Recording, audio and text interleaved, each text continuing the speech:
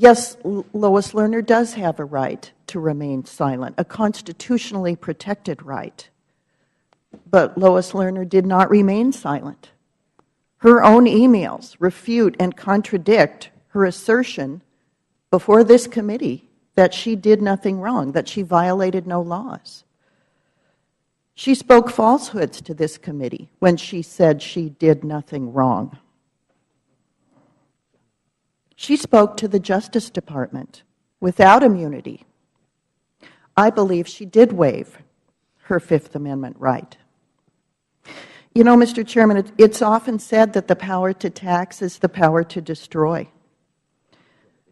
That's why the American people must be protected from the abuse of that power. The Congress must intervene on behalf of the American people.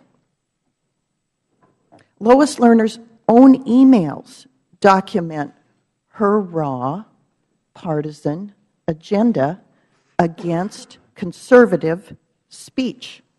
To have conducted oneself on behalf of the Internal Revenue Service with such dishonor and disrespect to the very people who have entrusted you, I'm repulsed by that. And I find our work today to be conducted in a manner which the American people deserve.